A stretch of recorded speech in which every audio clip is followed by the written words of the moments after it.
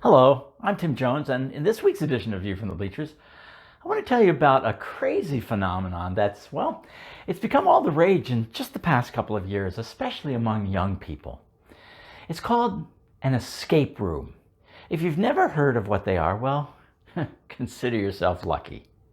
Escape rooms are the latest fad in which they lock 8 to 14 people in a room, and the group is given clues and puzzles to solve in order to make their escape.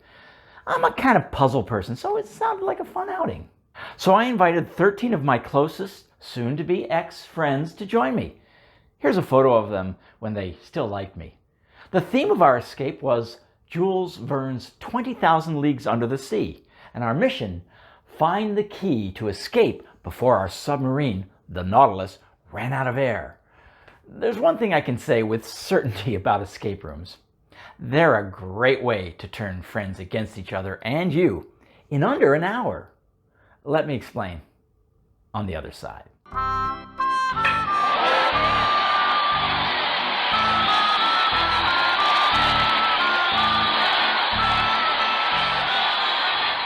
Welcome back. I've always been a natural-born leader, so without bothering to waste time asking the others how they felt about it, I quickly assumed the part of the legendary Captain Nemo and immediately took charge of this mission. I'm not precisely sure when the mutiny began. It might have been when I ordered my crew to report every 5 minutes with any new clues they had to unearth, or maybe it was when I ordered them to start swabbing the decks. Group morale can be such a touchy thing. Now, here's an interesting discovery I made. Turns out that breaking out of an escape room is an extremely difficult challenge. We had to solve a myriad of challenges, like, for example, unlock a puzzle box, like this one, only to find out even more enigmatic puzzle boxes inside. Now, as the captain, I quickly came to two important conclusions. One, getting out of this escape room was going to require enormous brain power and concentration. And two, I did not bring nearly enough money to bribe the staff to tell me what the hell the clues meant. You must have an escape room employee in the room because, well, it turns out that legally you cannot lock people in a room and leave them there unless, of course, you're a member of any fraternity on any college campus and you're hazing a bunch of freshman pledges. The staffer shared that the record for a group to escape this particular room was 37 minutes. My only conclusion is that they must have struggled futilely for 36 minutes before, in a fit of desperation, they tortured the escape room employee unmercifully and relentlessly until she let them out in the 37th minute. There is no other conceivable explanation. So I handpicked my crew of highly educated professionals, plus my friend Howard. That's Howard. He doesn't have a lot of friends. I was confident that we could ultimately solve this challenge, assuming they let us stay here for a week, provided us with comfortable sleeping quarters, and were willing to feed us 3 square meals a day. Much to my dismay, I was informed we only had 1 hour. We would have to work strategically and as a team. At 10-minute intervals, they would announce how much time we had left. 50 minutes remaining! After a bumpy start, I saw glimmers of progress, by which I mean I had finally succeeded in collecting payment from almost everyone for their share of the cost of this adventure. It would be almost 20 minutes before my first crew member demanded his money back. By the end of the first 10 minutes, our group had scoured every cabinet, desk, painting, and a few body cavities looking for clues. We quickly collected papers with seemingly hieroglyphic symbols, fish-shaped pieces with longitudinal and latitudinal markings, several locked boxes, and what appeared to be a note from a previous escape room participant begging to be set free so he could use the bathroom. 40 minutes remaining! We had to figure out the 3-digit combinations to countless drawers on a large, intimidating cabinet on which each door had a different deep sea symbol, like a conch shell or a starfish. Each symbol was a clue to yet another riddle.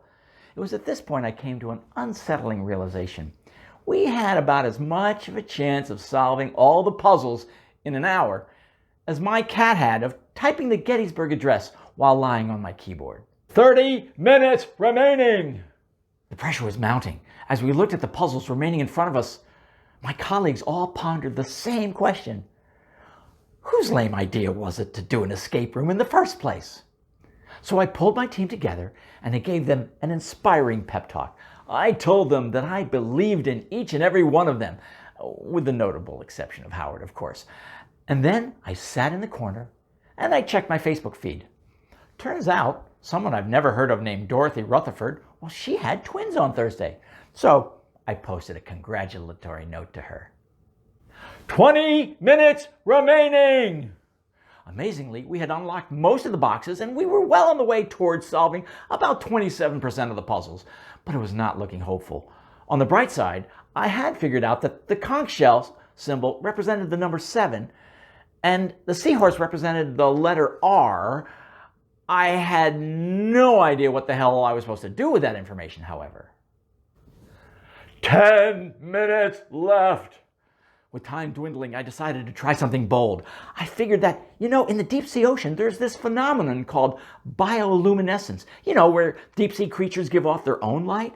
So I came up with the brilliant idea to turn off all the lights to see if a clue might emerge in the darkness.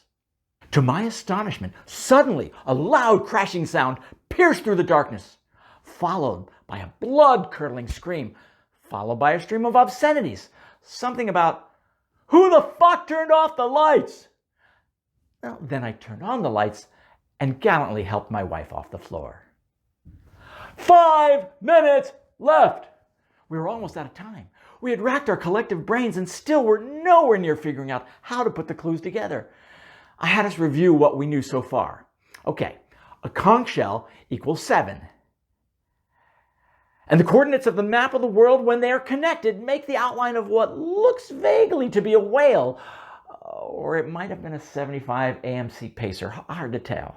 We knew the locked box with the Nautilus engraving was central to solving this puzzle. We also knew that there was no way in hell we were going to figure out how to open the locked box with the Nautilus engraving, unless our hosts suddenly reversed their policy against using explosives. 1 minute to go! With just seconds remaining, it was time for a Hail Mary.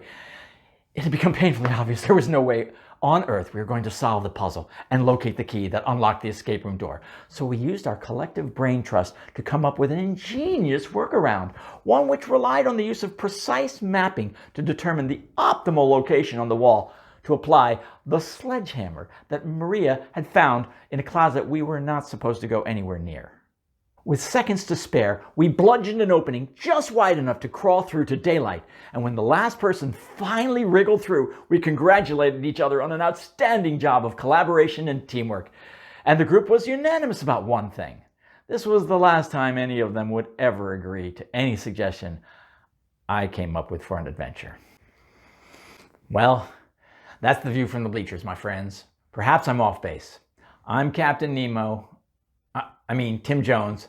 And remember, if you like this video or are starting to worry about me, please click on the subscribe button below and share this video with your friends or anyone you'd like to annoy. And for more of my humor, you can always visit my website, viewfromthebleachers.net.